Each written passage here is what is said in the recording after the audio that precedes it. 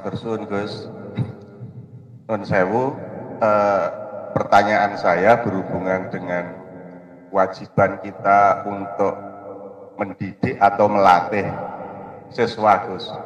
Yang akhir-akhir ini muncul beberapa pendapat Nun sewu, diantaranya karena kita itu di sekolah itu melaksanakan kegiatan zakat fitrah, kemudian melaksanakan latihan korban atau korban, kemudian melaksanakan yang lain lagi itu yang biasa zakat fitrah.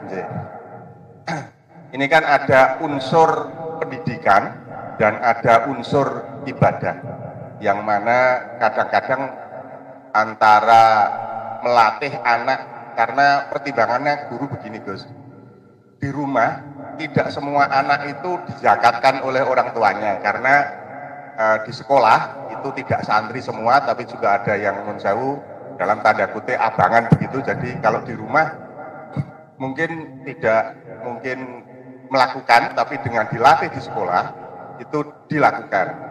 Tetapi secara hukum itu kan kadang-kadang bertabrakan dengan kaidah-kaidah fikih yang ada yang cenderung membolehkan, ada yang bahkan secara ekstrim melarang. Nah ini sikap kita sebagai pendidik ini bagaimana? Gitu. Sebaiknya karena ada unsur pendidikannya dan ada unsur ibadahnya. Mekaten Gus, matur nuwun. Ada istilah uswah. Uswah itu teladan. Al-Quran bicara uswatun hasanah, teladan yang baik. Ada istilah lagi sunnah hasanah, berperilaku baik untuk diikuti kemudian hari, untuk diikuti orang lain. Namanya sunnah hasanah, yaitu kita melakukan sesuatu yang baik untuk memberi contoh ke orang lain. Namanya sunnah hasanah. Kebalikannya adalah sunnah sayyi'ah, contoh perilaku yang buruk. Nah, ketika seorang guru memberikan uswah hasanah kepada muridnya, peserta didik, atau memberikan sunnah hasanah kepada muridnya, itu ada 3 macam. 1, memberikan contoh bin nafsi. Guru memberikan contoh kepada murid dengan fisik. Dengan fisik. Sebagai contoh, guru sholat duha, jam sholat duha, murid kemudian sholat duha.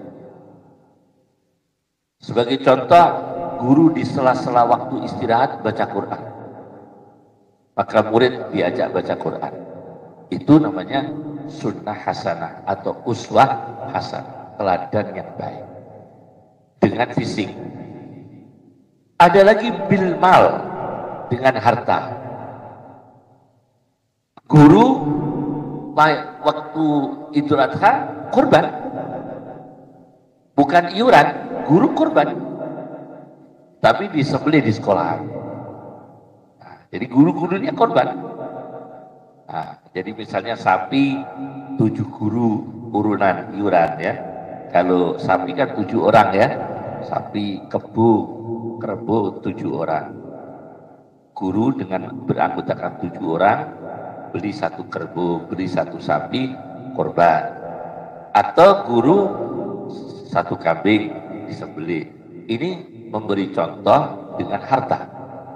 Nah, kemudian kalau memberi contoh dengan harta, ini memberikan pemahaman kepada wali peserta didik, orang tuanya murid, suatu saat menitipkan korbannya di sekolah. Karena guru sudah beri contoh. Lah kok dicontohi bolak-balik kok ora ana sing nyetar ya kebangetan. urus kayak contoh terus lagi gitu. Ya. Tapi nanti insya Allah ada yang menitipkan korbannya di sekolah. Kemudian konvensionalnya sejak dulu namanya sekolah itu lembaga, maka konvensionalnya ada seperti ada bencana alam, murid dikasih iuran, diminta iuran untuk membantu bencana alam. Itu kan sudah sunnah hasanah itu. Uswah hasanah, teladan yang baik. Ada gempa bumi, murid-murid ditarik iuran. Itu sejak dulu kan ya sekolah itu ya? Sejak dulu. Nah, kemudian ada korban Idul Adha. Murid-murid dimintai iuran, bukan korban. Tapi adalah melatih sodakoh tatobu. Namanya apa? Melatih sodakoh apa? Tatobu. Jangan hanya melatih.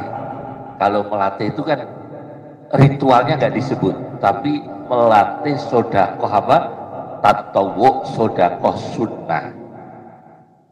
Supaya menanamkan jiwa kepada murid, inilah sodakoh sunnah. Gak apa-apa, tujuannya untuk melatih sodakoh tatobu. Jangankan praktek seperti itu sosial, baca Al-Quran.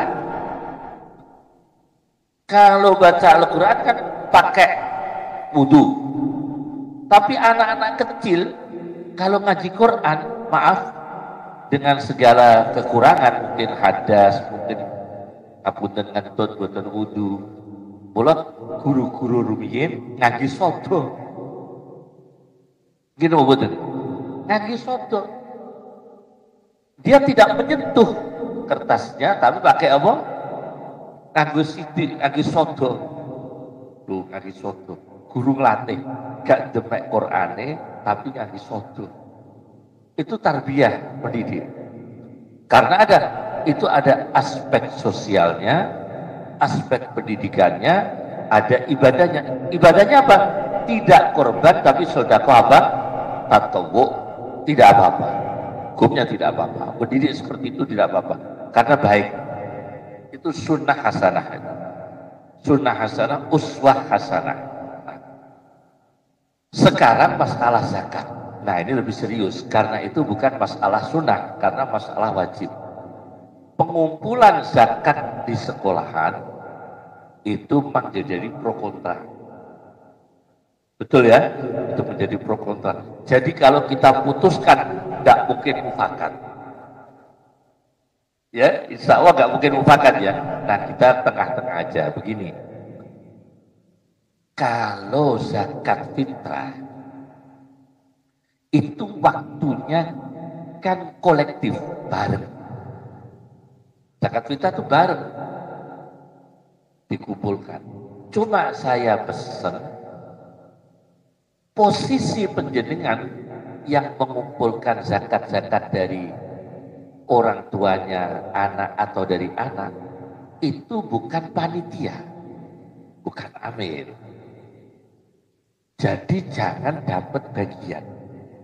Saya pesen gitu, nyuwun sewu pangapunten gitu, konco-konco guru ning ngumpulno zakat, jenengan ampun napi bagian. Sebab itu bukan amil. Terus lagi zakat fitrah niku mboten wonten panitia. Asli zakat fitrah niku mboten wonten apa? Panitia, tidak ada panitianya. Tidak ada. Karena waktunya bersama. Yang ada panitianya itu zakat harta, zakat tambang, zakat harta rikas, harta pendeman jahiliyah, zakat dagang. Lah itu memang ada negara. Negara mengelola, ya, mengelola zakat. Dan waktunya tidak mungkin sama. Nah ini yang menjadi masalah itu kadang orang zakat harta kok Idul Fitri. Itu aneh itu. Zakat dagang kok Idul Fitri. Idul Fitri itu bukan zakat dagang, zakat fitrah. Kalau zakat dagang itu sesuai mulai kapan dia berdagang. Nah, kalau dagangnya itu mulainya Rejab Binjing zakat fitrah bulan apa? Recep.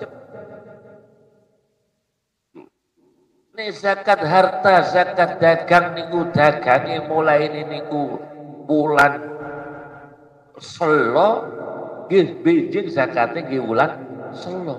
Aneh tren orang kaya di Jawa zakat dibareng Idul Fitri sedoyo. Sampai zakat tanaman sawai panen.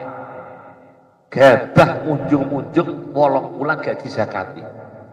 Bareng wayahe Idul Fitri lagi zakat. Iki yo karo mugul adoh. Karo karo napa? Mugul adoh iki keliru caranipun. Caranipun kita apa? Nggih wayah panen nika sak nalika di zakati. Wayah panen iku langsung di zakati nek pun sesuai nisa. Nggih, dados kula pesen monggo zakat dikumpulno di sekolah insyaallah mboten napa-napa. Tapi nggih nyuwun sewu kedah tahan dipaidu lho nggih. Kalau kita nak utus paidu barang lagi nggih. Kedah tahan dipaidu. Lah supaya mboten dipaidu, ikrarkan para guru yang mengurusi zakat ini, pengumpulan zakat, tidak ada yang menerima. Niku menambah kepercayaan masyarakat. Eden, sikap.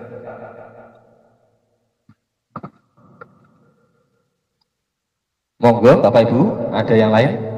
Sebelum saya menyampaikan pertanyaan dari teman.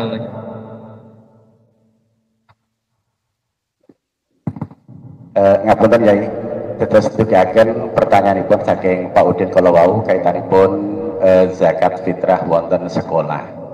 Posisi guru pengumpul ampun dados memposisikan diri sebagai amil atau panitia. Terus boten sedaya murid niku zakate sampun diniati saking griya. Lah posisi guru ingkang nampi niki napa saged memposisikan sebagai mustahik. Dalam hal ini derek pendapate Imam Ibnu Qofal, derek Sabilillah. Yen sewu kok menawi cacak kalian pendapatnya Imam Ibnu Qofal pilih Sabilillah niku termasuk muallim, termasuk tiang ingkang berjuang tengene bidang agama dan sebagainya. Dan ini kangge fasilitasi lare ingkang dereng dipun niati tiang sepuhe rata-rata niku kata-kataipun beto yatra ya. Nyun sewu boten beras. Kata-kataipun niku nggih. Niku mangke solusipun sepundi karena kula yakin hampir sedaya sekolah niku wonten praktek zakat fitrah kangge kegiatan keagamaan tengene sekolah. Nah niki solusi ingkang paling sae kangge meminimalisir kesalahan dalam hukum zakat fitrah. Matur nuwun. Nyuwun sewu ulama sedaya madhab sekawan tidak memperbolehkan zakat fitrah dengan uang tunai. Tidak boleh. Terus sedaya kedah rupi kut makanan pokok di daerah itu. Namanya kutul balad. Makanan pokok di daerah itu. Terus misalnya pun gandum, jagung, beras, sapi turutnya. Tekniku kedah tidak boleh diwujudkan bentuk uang tunai. Senajan uang tunai ini ditambahi luwe kata. Wes le daripada kita kayak beras 2,5 kg, iki tak kayak duit 2,5 juta. Pak luwe kata nggih, tukokno beras dhewe niku ampun. Ampun. Sebab zakat fitrah itu duhma. Masuknya duhma agama. Duhma itu nggak bisa ditawar. Paham ya? Namanya duhma itu istilah bahasa agama itu taat budi. Nama ini pun apa? Taat budi. Hal yang diterima apa adanya dari ajaran agama itu sendiri. hal yang diterima apa adanya dari Rasulullah SAW, dari Al-Quran. Nah, Rasulullah sudah ada uang tunai, Bu. Zaman Rasulullah uang tunai sudah ada. Al-Quran bicara dinar, man in ta'manhu bidinarin, uang dinar, logamnya emas. Al-Quran bicara mata uang logam perak, wasyarauhu bisamanin bahsin darahima ma'dudah, yaitu mata uang dirham. Al-Quran bicara mata uang zaman kuno, fab'asu ahadakum biwariqikum hadihi, yaitu warik, mata uang perak.